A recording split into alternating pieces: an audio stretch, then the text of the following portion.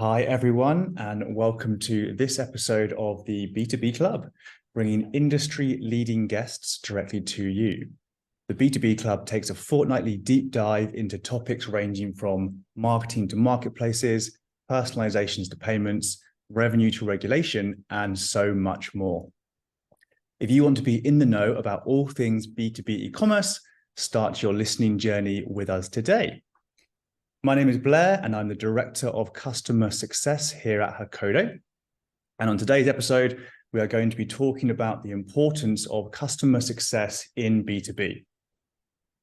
I am honored to be joined today by Dan Steinman, who is the Chief Evangelist at the customer success and product experience software company Gainsight, based in San Francisco.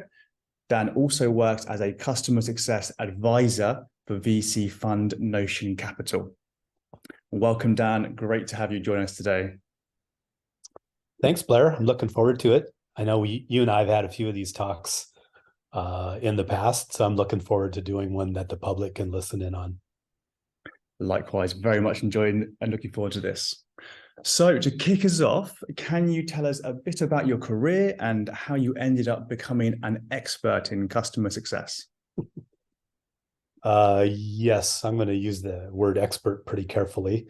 I won't apply it to myself. I'll be okay if you do, but I won't go through my whole career. But I started my career at IBM, and one of the big breaks in my life was about 5 years into my first job.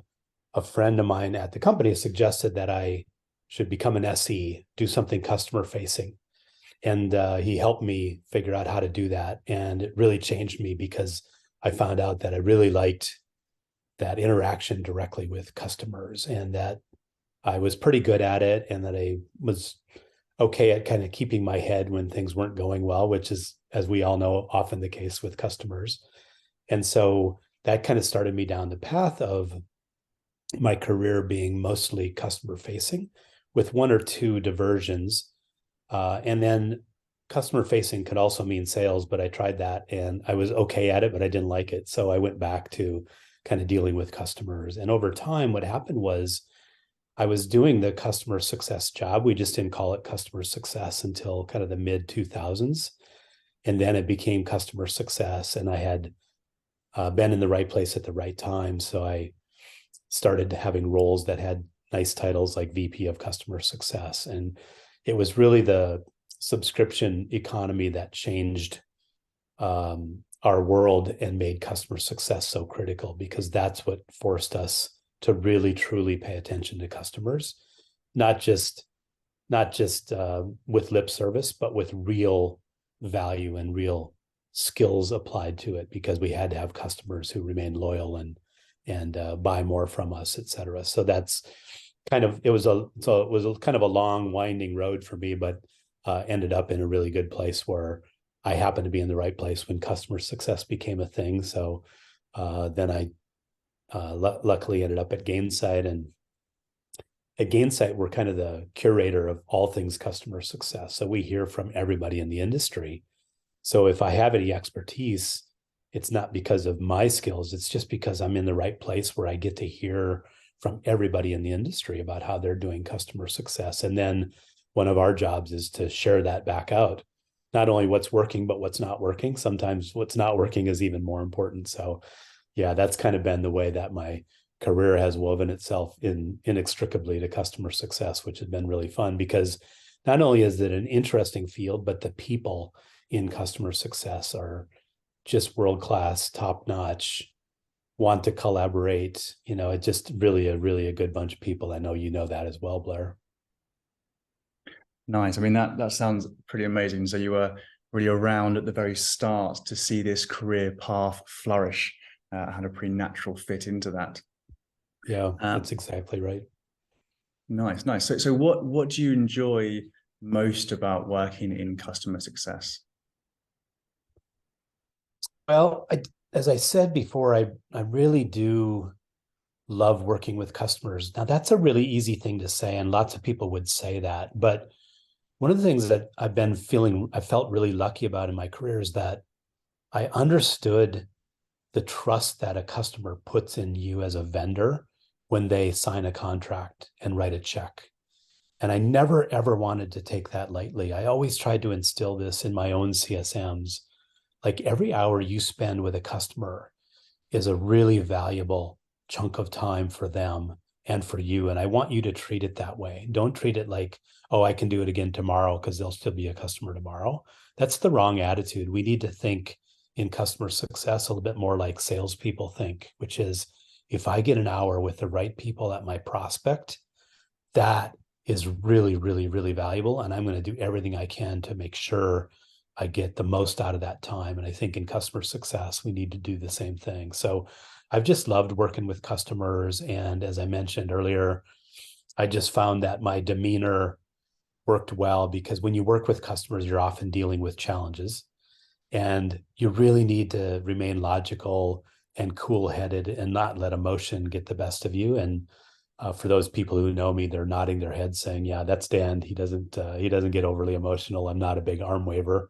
You just kind of stay even keel, ask the right questions, try to drill down into what's really going on and build trust with customers by being logical and helpful. And I just love doing that. And luckily I was reasonably good at it. So that's how careers are formed, right? Find things you love, because if you love them, you're going to probably be pretty good at them. And then just keep doing them and keep refining your craft. And the next thing you know, you'll have a job like I have. Nice. That's a really great way to look at it. I love how you put that. That everyone is, of course, super busy. Every interaction is incredibly important. So you need to make it as valuable as possible for your customers to deliver that trust they've instilled in you. Yep.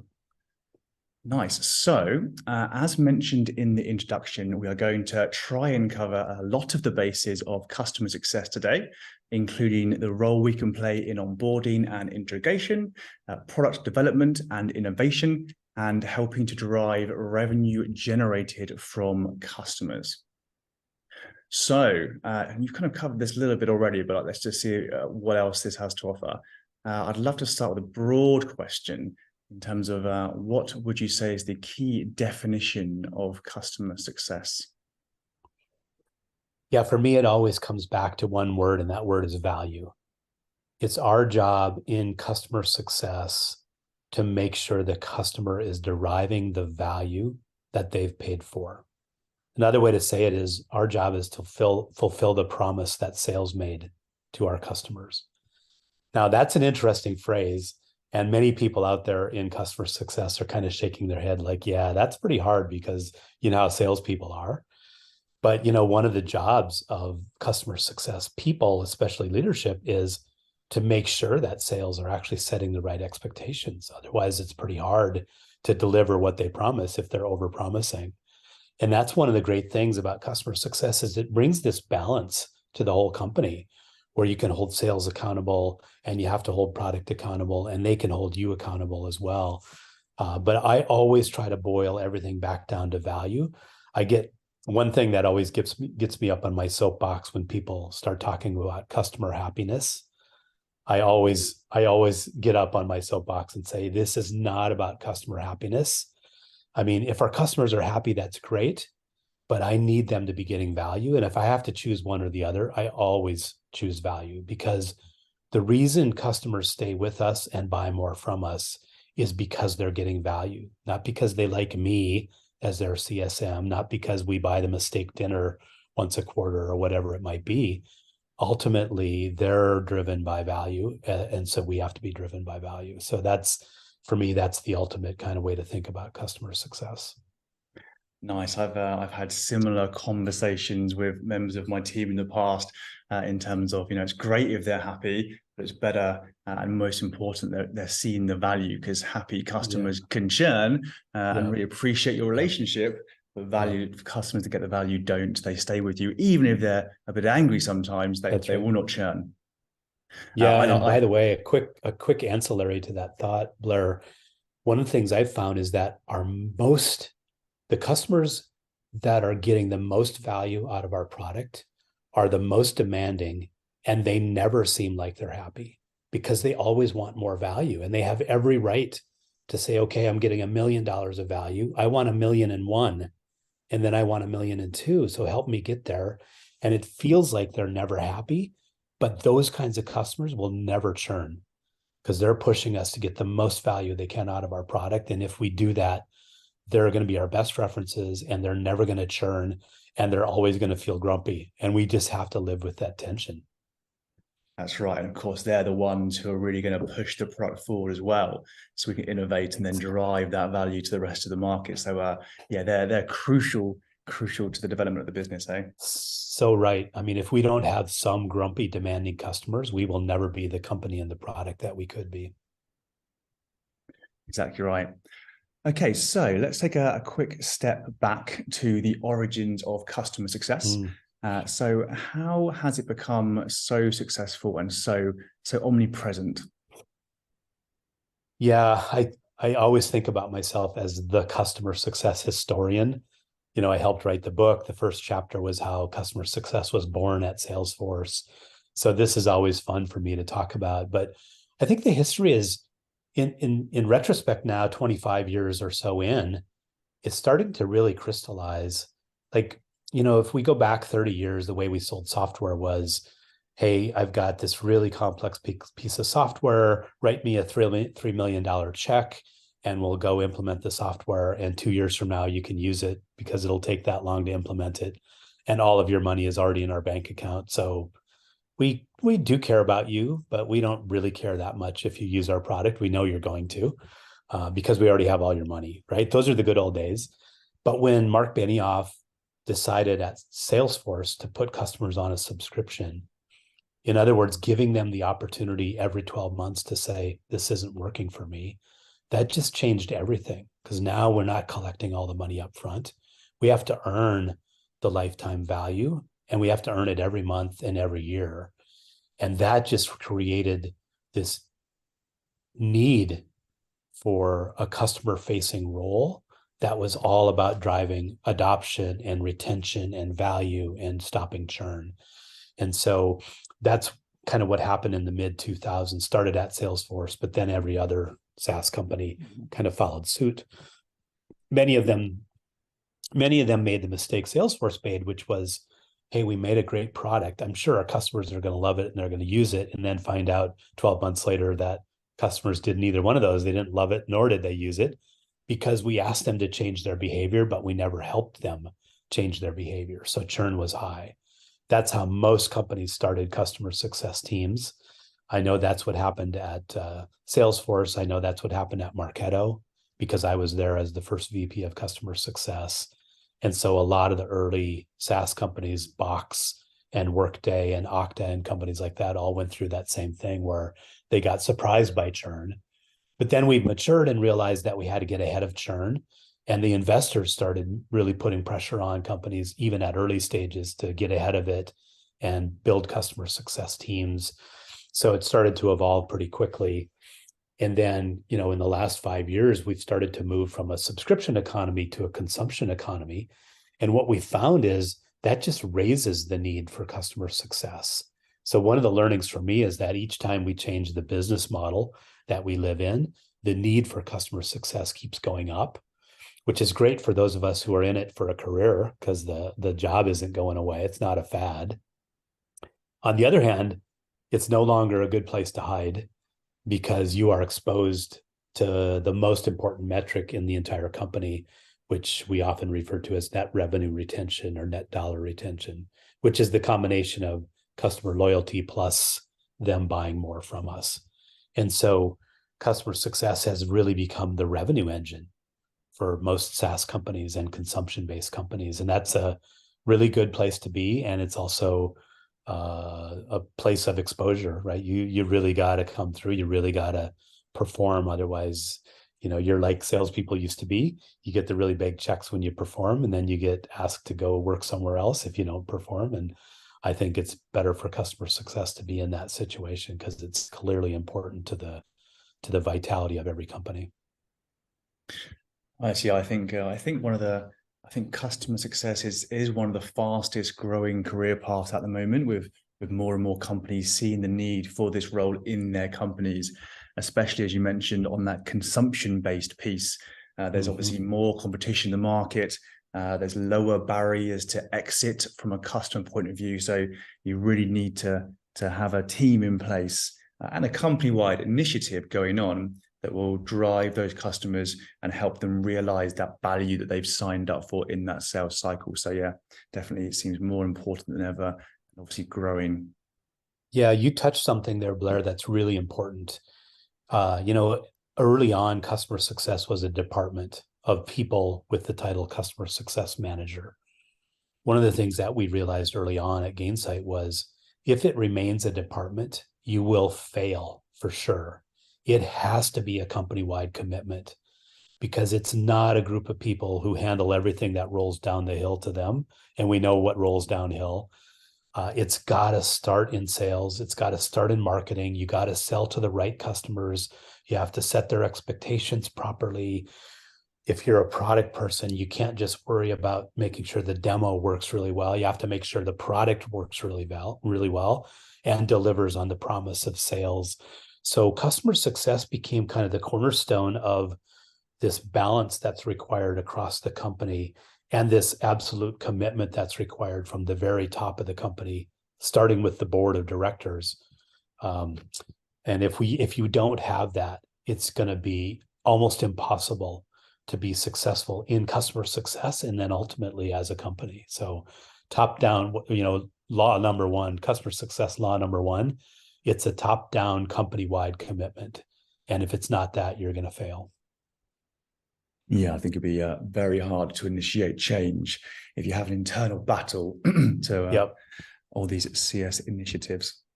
Yep. You touched on a point there in terms of the customer journey they go through and the various teams that get involved. So I'd like to take a look at that, let's say first stage in the post-sale customer journey, the onboarding process. So in your view, why is this so important, and what role do you see customer success playing at this stage? Yeah, great question, Blair. And one point of clarification, we've used the words customer success a lot already in this podcast without really defining it. I think it's actually three things. It is a department of people, usually known as customer success managers. It is also a philosophy, a company-wide philosophy. We just talked about that, right? Everyone has to be committed to making sure customers are successful. And then last but not least, it's a discipline. And the discipline of customer success more and more these days is not just the department of customer success managers, but it's all of post-sales. So you think about it, what makes a customer successful? It's not just after onboarding, can we drive value? It starts with onboarding, and it includes every time they call support, and every training program they go through, and every on-demand video that they watch to try to learn how to use our product better, and every interaction with their customer success manager, and the quality of their renewal process, and all of those things. So customer success for many companies, including Gainsight, has really become the words that we use now instead of post-sales. It's everything that happens to the customer after they sign the contract.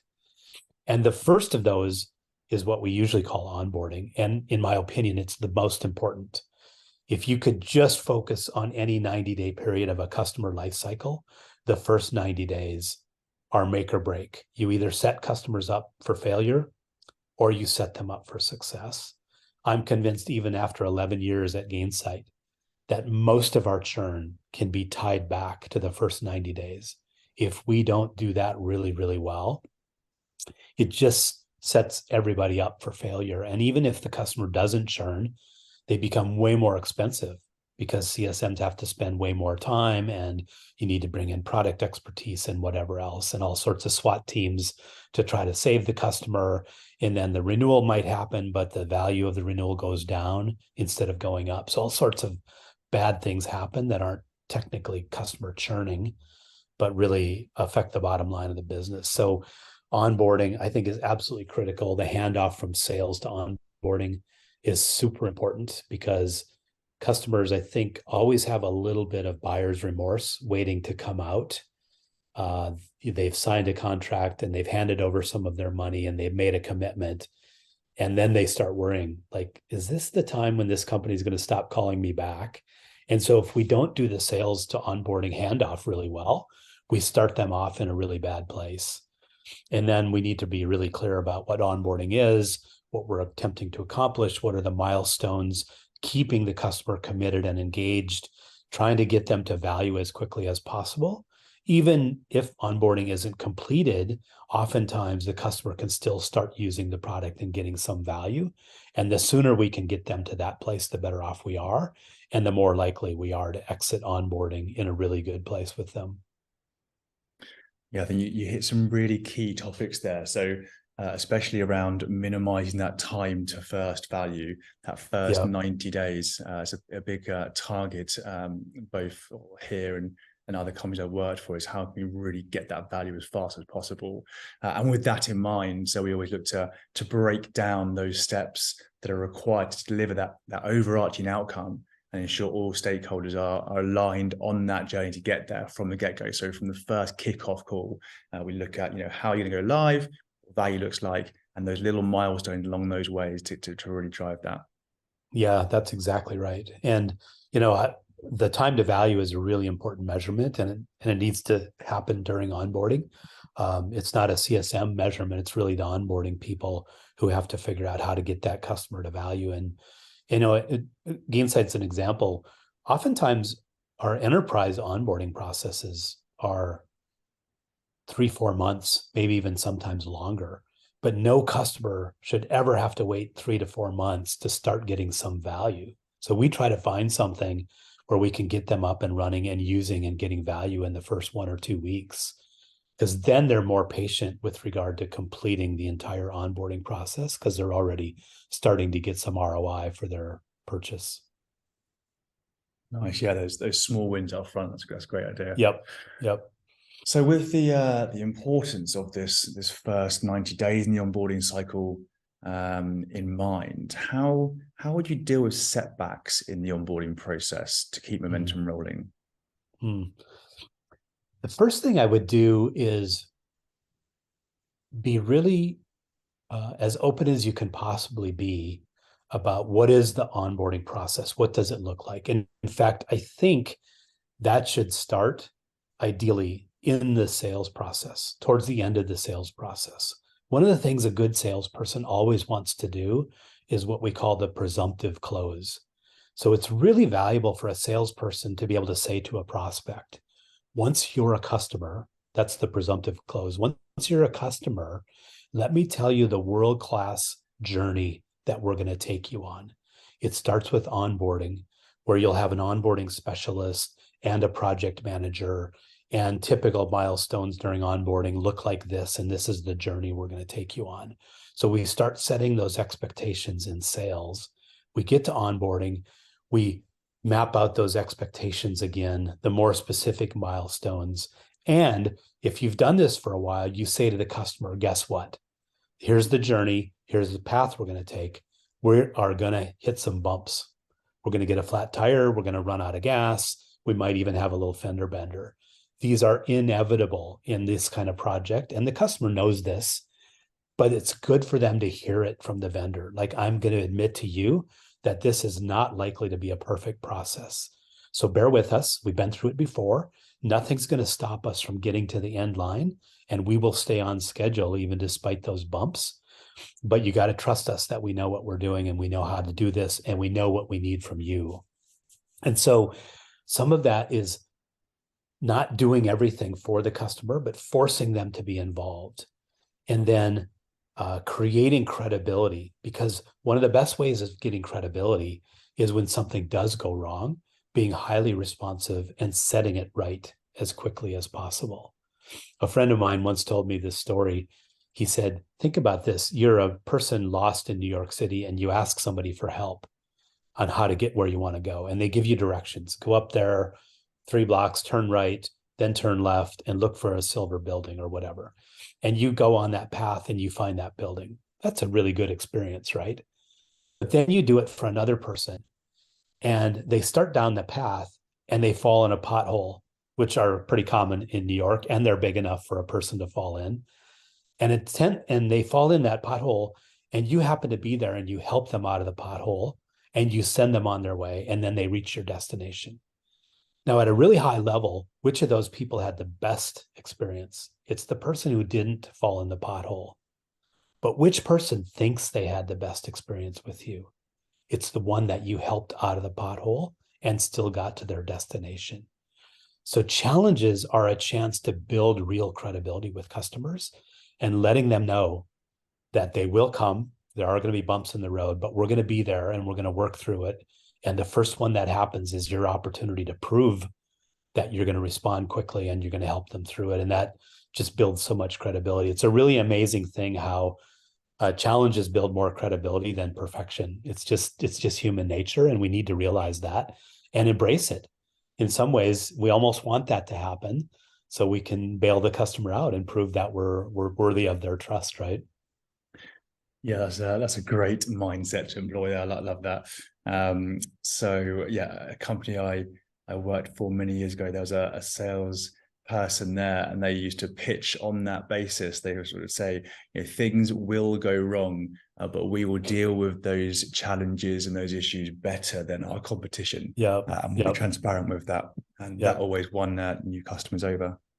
Yeah, the other way to think about it is think about which customer is the best reference. If I'm a sales guy, I'm looking for the best reference. Here's a customer whose onboarding was really smooth and as close to perfect as possible. And we could get them on the phone and they'll say, man, those people that did my onboarding and customer success were the smartest people I've ever met in my life, and everything went perfect. That's a pretty good reference, right? But here's a way better reference. Here's a customer who says, you know what? We got off to a pretty rocky start. We really struggled with some things. I know we had some complexity. They held us accountable. We held them accountable. We all got better together. We got over those bumps. We ended with a really good working system configured the way we want. And what I found was every time something went wrong, they were there to help and they never gave up on us. And we love them for that. That is a way better reference because it's way more real life, right? That's the reference you believe versus the other one, which is no. Somebody wrote a script for that customer, right? And we see through that kind of disingenuousness, I think. So, not that we want bumps in the road, but they really are a chance for us to prove our mettle. Yeah, very much so. And as you mentioned there, building trust, build that credibility. If it's too smooth sailing, then there's no opportunity for that. So that's really good mindset to employ like that.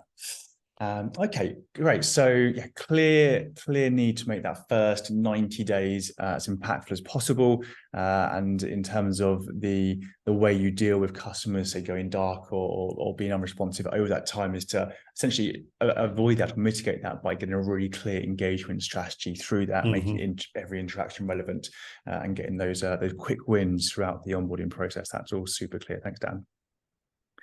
So moving forward beyond the integration process, I'd like to take a look at product development and innovation. So what role can customer success play in this area in product development and innovation? Yeah, it's maybe the most important question. We just said onboarding is super critical, which it is. I guess they're all important, but this is so important to the long-term value of our clients and of our company, because customer success people sit at the most important intersection in the company, and that is the intersection of your customer with your product, right? So CSMs and customer-facing people in general know something that no one else in the company knows, and that is what is actually happening with the customer, what causes frustration, what gives them real value. What do they wish the product could do? What are they hoping it could do a year from now? What are they struggling with? What do they wish was different? What are the problems they're trying to solve the product was never intended to solve, but they're trying to hammer that round peg into that square hole anyway? And so as customer-facing people, I think I always say this to my CSMs, I know how hard your job is. I know what you do all day, every day, helping customers work around situations, training them on how to use our product. But if you aren't helping to make our product better every week, you're not doing your job. In other words, the way I always said it is product is your number one priority. because product is the only thing in your company that actually scales. Everything else is manpower driven. You need your product to scale. And by the way, I've never seen a company win a marketplace that did not have the best product. You can lead the marketplace for a while with great marketing and sales and fluff, but sooner or later, the quality of your product is the winning play. And so if those people that are at the intersection of customer and product aren't helping to make your product better, then they're really not bringing the value that they can to your company, because there's so much for the entire company to learn about what customers are saying or doing or trying to do. And only your customer facing people actually know that.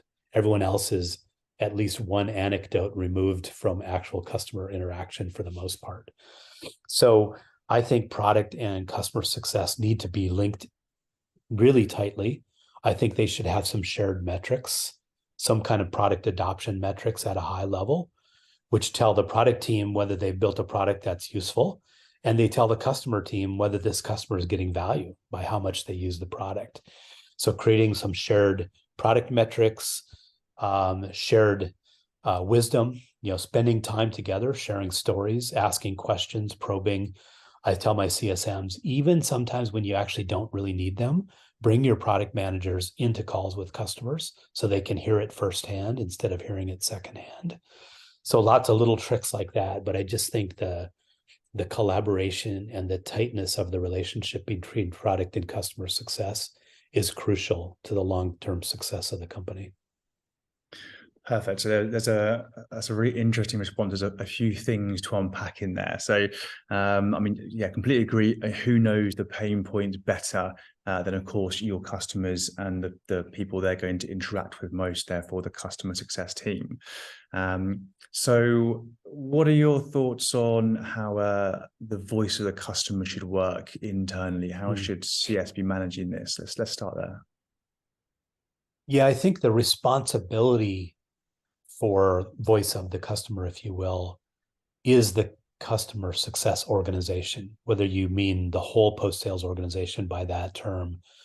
This is one of the reasons I think that CEOs have decided the chief customer officer role and title is really important.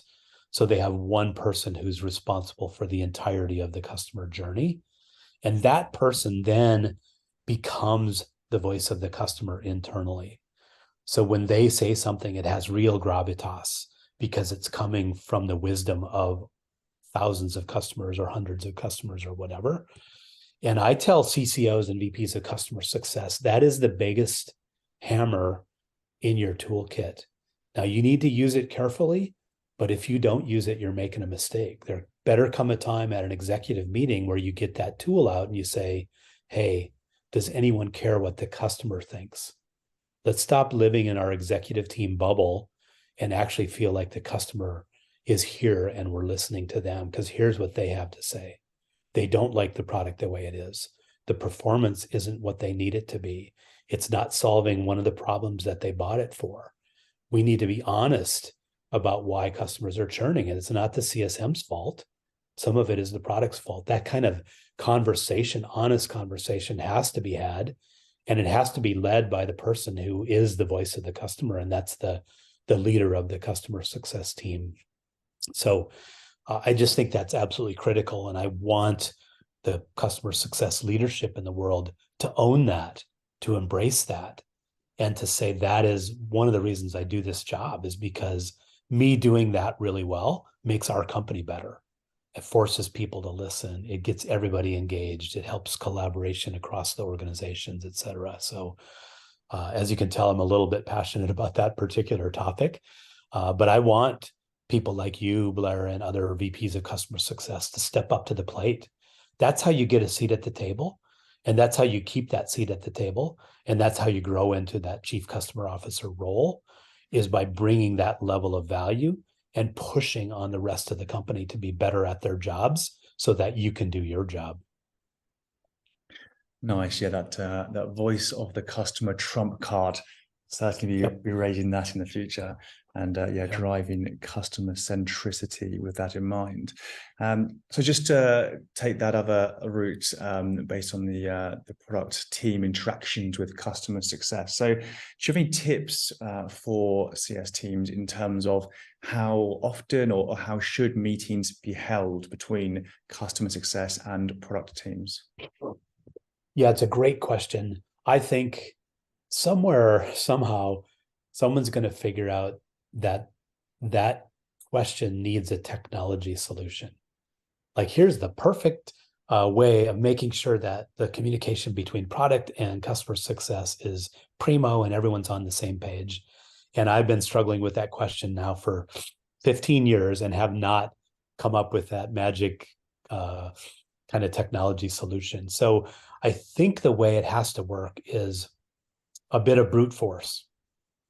I think you have to force time in a room together with customer success and product people, just talking. At Marketo, we did 2 hours once a month where the whole product team and the whole customer success team sat in a room without an agenda other than what can we learn, what can we share. That sounds pretty crude, but it worked really, really well. At Gainsight, we've refined it, and another company that I advise, we've refined it quite a bit and really boiled it down to something I think that's really valuable, which is customer success owns what are the top 10 things that customers are asking for and communicating that to the product team. The product team owns deciding what to do with that top 10 list, because the answer is probably not, okay, let's do everything the customer's asking for. Customers don't ask for innovative things. They ask for annoying things to get fixed more often than not, right? So one of product's jobs is to say, no, that we're not going to do that because 80% of our customers don't need that. Thank you for your input. But also to be really wise about what they actually do. And so that top 10 list, then product's responsibility is to come back to customer success and say, okay, here's the status of those top 10 things. The first 5 we are going to do, here's the release that those are going to be in. It might look a little different than what the customer expects, but it will solve their problem. Here's 3 more that are not on our roadmap, but we agree that it's something we should start thinking about. And here's 2 that we're not going to do. And here's how to communicate back to the customer why we're not going to do those. So now product has armed the customer success team with valuable information to have interaction with their customers. And the next month, we need another list. Maybe it's not 10, maybe that was the top 10, and the next month it's 4 more things. But we continue to have this list and this interaction. Customer success's responsibility is to consolidate and curate what the customers want and need for product. And product's responsibility is to respond to those needs with information that the CSMs can take back to their customers. And if we enforce that back and forth, that virtuous cycle, if you will, that yields really positive results for everyone, most importantly for the customer. Nice. Yeah, we have a similar process here at Hakodo in terms of that monthly feedback loop to review those product requests, see what's been made. Obviously, then product team can review that, look at the ones that will have the wide-reaching impact across the board. And then, of course, what's critical is if our customers have given us these requests, that we do indeed take that feedback and respond to them, be it positive or negative. If we can, in fact, actuate this, then no news is better than bad news and just being not heard. One of the cautions I would give to our listeners is that process that I just described that works really well sounds like it should be a Google Sheet. And it could be a Google Sheet, but don't dare try to do it with a Google Sheet. Make sure there's direct one-on-one or person-to-person interaction with the product team, because that Google Sheet in the long run will not work. You got to just spend some time together. That's all there is to it. Yeah, async catch-ups of this nature can quickly be deprioritized, and then things will get lost over time, right? Yep. Nice, that's all clear. Thank you. So the next point I'd like to just touch base on is segmentation. I know it's a key topic for a lot of companies that are delivering customer success, and their customer base is growing. So how important is it to segment your customers? I think ultimately it's critical. I say ultimately because here's the first thing I'll say about segmentation. If you have fewer than, I'm just going to pick a almost random number. If you have fewer than 50 customers, then you probably should not be segmenting them yet, because and I've always told this to my CSMs when I was at startup companies and hired them early. I would always say, do not go to Salesforce and look at how much any of your customers are paying us. Because here's the reality. Our first 20 customers, we need to treat them like they're paying us $1 million a day, because what they're giving us has at least that much value. They're priceless. Everything we're learning from them, everything they're doing for us, we have very few references, so they're precious, precious to have customers who will do that, et cetera. So don't think about segmenting too early, because here's the reality. Customers don't want to be segmented. Segmentation is for us, not for our customers. All of our customers want to be in our top tier, white glove treatment. They get everything they want, right? As if they're paying us $1 million a day. The reason we segment, though, is because we can't afford to do that with all of our customers. If a customer is paying us $1 million a year, we can afford to do pretty high touch with them. If our customer is paying us $1,000 a year, we may not even be able to afford to give them the phone number of a CSM. We might have to do everything digitally with them. So segmentation is for purely financial reasons. We segment our customers into tiers of value so that we can spend less money servicing customers who are paying us less money. Now, that sounds awful, like we should treat every customer as if they're the most valuable thing in the world. That sounds really good in theory, but it can't work that way, because we'll go out of business in a heartbeat if we try to treat $1,000 a year customers with a really high touch process, because that's just way too expensive. So segmentation, just keep that in mind, is really a part of a financial model that says we need to keep the cost of servicing customers in line with how much money they're paying us. And secondly, second variable, in addition to how much money they're paying us, how much money could they be paying us? What is the opportunity there? So if I'm selling an engineering solution and I've got 10 engineers using the product, but the company has 1,000 engineers, I might have them in my top tier because we have 990 more licenses we could sell to them. And that is worth $2 million a year. So we segment, when we do segment, we segment on two variables. One is how much are they paying us? And the other one is how much could they be paying us, i.e. how much opportunity is there? So some of the segmentation is based on opportunity, sales opportunity. So it's really marketing and sales cost in a way. And then, so here's the way I always recommend segmenting at a really high, simple level. Figure out your high touch customer journey for your most valuable customers, and then create 3 segments. So that's one, and then a middle segment and a lower segment, and try to replicate that high touch journey. But there's 2 levers you have to reduce cost. One is frequency. So I might do weekly calls with my best, highest value customers, but for my middle tier, maybe that's monthly or every other month. And for my lowest tier, maybe it's no calls at all. Maybe it's just an email campaign. So frequency is one lever, and the other lever, which I just touched on, is channel. So digital channel is going to be way less expensive, because the most expensive thing we do in customer-facing roles is one-on-one conversations with our customers. That doesn't mean we shouldn't do them. They're highly valuable, but we can't afford to do them with every customer. So high-touch journey, and then just figure out as you go to the mid-touch and the low-touch customers how to reduce the frequency or change the channel so that you're lowering the cost so that it's in line with what they're actually paying us.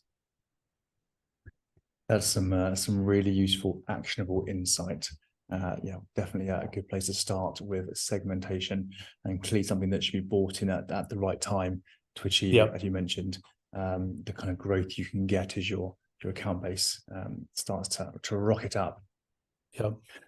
So with that in mind, and you touched on some points there that are super interesting, especially around that one-to-many conversions and using technology to scale customer success.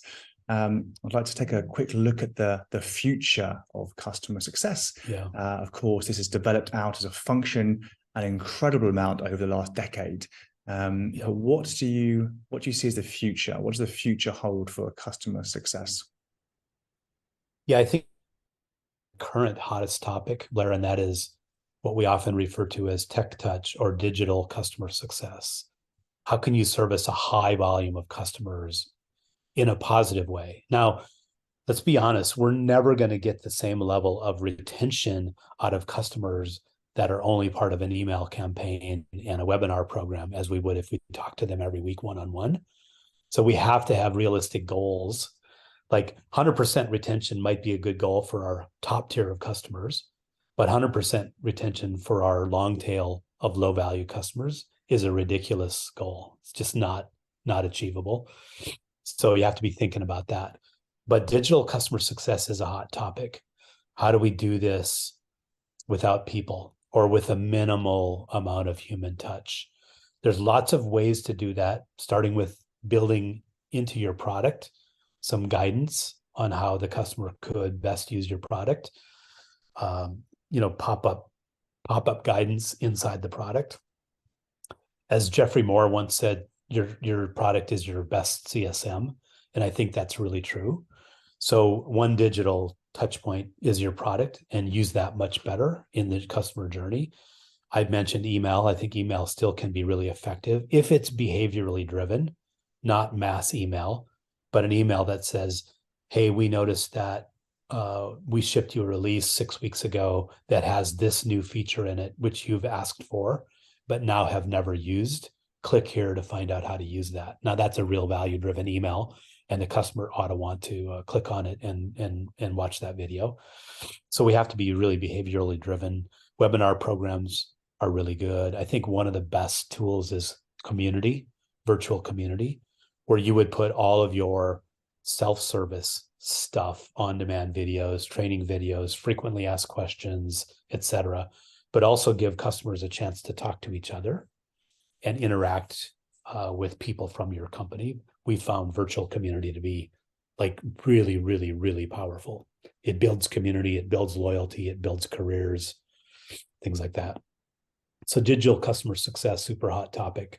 I think just to touch on the future, everyone is saying this about everything, but I think it's true about customer success. AI is going to change a lot of what we do with customer success. Here's a simple example. Right now, in the customer success world, most of us do some kind of relationship surveys to get kind of a subjective sentiment from our customers. We usually use something called NPS. I think AI is going to do away with NPS because AI allows us to examine every single conversation with customer, whether it's recorded on Gong or Zoom, or it's an email conversation or an open Slack channel or text in a support ticket. We can examine every one of those conversations for sentiment and intent using AI. And that is so superior to twice a year NPS survey that gets a 5% response rate. Like, think about the robustness of the AI solution versus the sparsity of data in that NPS solution. So that's just one example, but I think AI and what we call generative AI, which is what ChatGPT is going to change so much of what we do, but certainly it's going to change customer success in a major way. So stay tuned to podcasts like this one for what's happening in AI and customer success. Yeah, that'll be a super interesting topic. Obviously, as you mentioned there, the more data that we have, I've certainly noticed an uptick in the amount of sources we track for interactions with customers. A lot more now is, of course, over Zoom as well, so you can record a lot more as well and get that follow-up insight to really see, where does the CS team need to apply their efforts to really minimize that churn, like where are the risks happening, what can you do to use CSMs there, but also build that across the product team to productize solutions and scale that out. Yeah, and by the way, on those recorded video calls, Blair, AI today can easily detect sentiment intent from body language and tone of voice, not just the words that are used, but the facial expressions and the interruptives, like how often do you say and how long are the pauses and things like that. So I mean, COVID was a curse in many, many ways, but got everyone used to doing Zoom calls and used to everyone recording all of those. And now the analysis that can be done on those video calls is incredibly powerful. So I think that's a pretty certain next step in the evolution of customer success, but way more to come after that. It's going to be a very interesting development, I'm sure. It is. Yeah. Scary, but scary, good, right? Yeah. Perfect. Okay, so with all these initiatives impacting the customer experience, it'd be great to take a look at your thoughts on how we measure that success. So what metrics should be tracked and how do we measure the success of the customer success function? Yeah. So customer success ultimately is responsible, in my opinion, for net revenue retention. And net revenue retention means, do the customers not churn? In other words, do they renew their product if it's a subscription? And do they buy more from us? So in a consumption world, that means, do they use our product more, which delivers more revenue to us, right? So net retention, it's the most important metric in a SaaS company and in a subscription company, because at some point, the revenue that's coming from existing customers starts to overtake and then dwarf the amount of revenue we get from selling to a brand new customer. So the things that are happening with existing customers become way more important from a revenue standpoint. So it starts with net revenue retention at the highest level. It's a lagging metric for sure, but it is a revenue-driven metric. So that's really important because you want everyone in the company to know that customer success is responsible for revenue. That doesn't mean they have to be salespeople, but they are a revenue-driving organization. So if I come down one level from that, what do we measure that's a proxy for net revenue retention? For most companies, that's something we call health score. And health score is a algorithm made up of a number of potentially different components that basically say, is my customer doing healthy things? Are they using my product often enough? Are they using the right components of my product? Are they calling support a healthy number of times versus 0, which is really unhealthy, or 10 a day, which is also really unhealthy? Are they buying more from us in a consumption world? Is the revenue they're generating going up, up, up? Things like that. So we conglomerate these things, we put them in a health score. And then what we do is we ask customer success to drive customers' health score up, because that's what leads to net revenue retention. So everything CSM does should be geared around moving the health score up. Much like everything a salesperson does, better either be building the pipeline or moving the pipeline. And if my sales guys are doing something that doesn't build or move the pipeline, then I need to stop them from doing that other thing right now and get them back to doing nothing but building and moving pipeline. For CSMs, it's the same idea. If you're doing stuff that doesn't improve your customer's health score, then we need to stop you from doing that. And I know we have to all do internal meetings, and I'm not saying that we can't ever spend time doing that, but we need to minimize that. Job number one of a manager is to make sure your employees are doing the most valuable things as part of their job. So that's the way I think about it, is this kind of tiered structure, which is net revenue retention, customer health score, and then what are the components of the health score? And I want to look at the trends of those and use those to drive interaction with my customer. So if you were a Gainsight customer, I'd watch net revenue retention for you. I'd have a health score for you. But what I'd have the CSM reacting to is the trend of you not logging in for the last 2 weeks. I better call you, because I know if you don't log in for 2 weeks, something's wrong, and my health score is going to go down and everything else is going to go the wrong direction. So that's the idea, is create a data-driven mentality where the data is driving the interaction between your CSMs and your customers. And that interaction is designed to drive the health score up, which improves net revenue retention in the long run.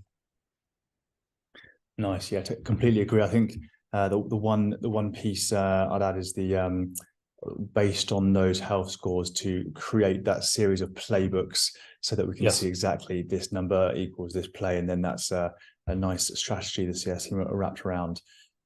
Really, really important metrics to track. Yeah, that's the output of that trigger. Like if you haven't logged in for 2 weeks, that's the trigger for the CSM. But with that trigger should be a playbook. Here's what you need to do. Research this, make sure there's no open support cases, double check when their holiday season is. If they're in Spain and it's August, maybe 2 weeks without logging in is not a big deal. But there's a playbook that says follow this playbook, and then call the customer and find out what the heck is going on, right? Perfect. Okay, one final question I'm intrigued on your view for, and that is, can customer success be driven remotely, or is it an in-person role? Yeah, I think it's back to what we talked about a few minutes ago, Blair, which is customer success is best delivered one-on-one with a customer, but we can't always do that. We need to do digital customer success for our low value customers. By the way, anything we do that's digital for our low value customers will be just as valuable for our high value customers. That doesn't mean we stop doing one-on-ones with them, but don't forget to apply your digital customer success to all of your customers. So that's just the financial reality of life. We have to do, we can do high touch with some customers, but not with others. But it doesn't stop there. We need to think that person to person, face to face is also better than Zoom, which is also slightly better than a phone call, which is also slightly better than email. But every one of those tools is valuable. So at the end of the day, our most valuable customers better see us once in a while. And probably the CEO should be in their office once in a while as well, right? It's not just the CSM. If our top paying customer doesn't see the CEO twice a year, something's probably wrong, and probably should see the chief product officer a couple times a year or two or something. Obviously those things become really expensive. If one-on-one is the most expensive we do, face-to-face one-on-one is the most expensive thing we do, but it's also the most valuable thing we do. So we just have to be really conscious of the fact that we run a company to try to make money, not just to spend money, but to try to make money. So we have to be good citizens and say, where do we spend our money in customer success? Well, with these 5 customers, face-to-face twice a year is a really good way to spend money. For this set of customers, even a one-on-one call is not a good way to spend money because they're just not paying us enough to justify that. So the leader of customer success is running a business, and a financial, prudence has to be part of running that business. And it's your job to figure out, where do I spend my money?